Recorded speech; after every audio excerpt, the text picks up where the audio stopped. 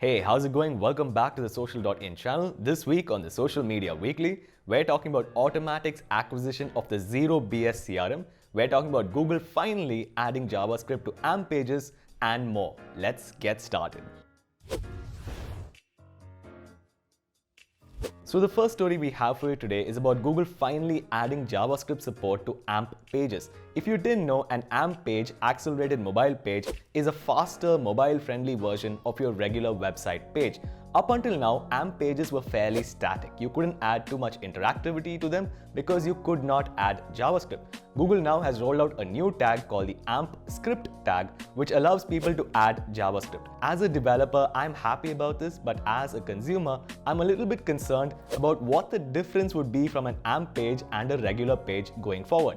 Anyway, there is a link in the description. You can check out the full story there. The next story we have for you today is about Google rolling out a new feature called Maximize Conversion Value. So inside AdWords, Google had this feature called Maximize Conversion, which allows Google to auto-magically adjust your bids in order to ensure that you have maximum conversion. If you have, however, set conversion values for your different conversion, Google will now roll out a new feature called Maximize Conversion Value, which allows you to auto-magically adjust your bids in order to ensure that you have the maximum sales possible. For all you automation junkies out there, Google is also rolling out something called Maximize Conversion Value Rules coming later this year. The next story we have for you today is about Google's mobile-first indexing.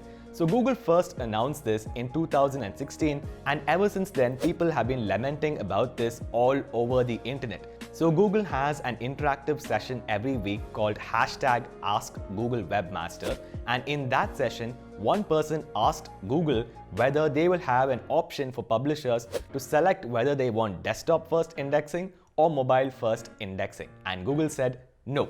From now onwards, every website will be indexed via mobile first and then only desktop. It's important to note here that mobile first indexing is actually different from mobile friendly indexing. If your website is also friendly towards mobile devices, it means that a large section of your content is actually hidden from your mobile users. But when your website is mobile first, it means that your content is optimized for a mobile device first and then only a desktop.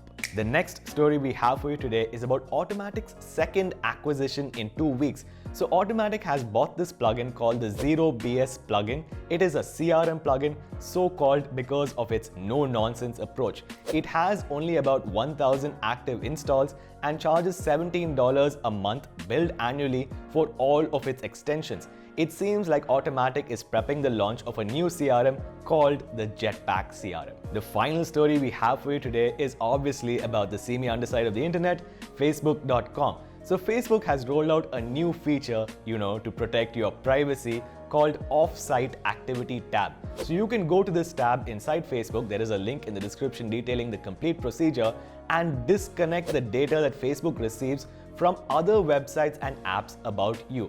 It's important to note here that you can only disconnect this and you cannot delete the data. Facebook will continue to save this data. It is also important to note here that other websites and apps have collected this data using the Facebook Pixel and the Facebook login.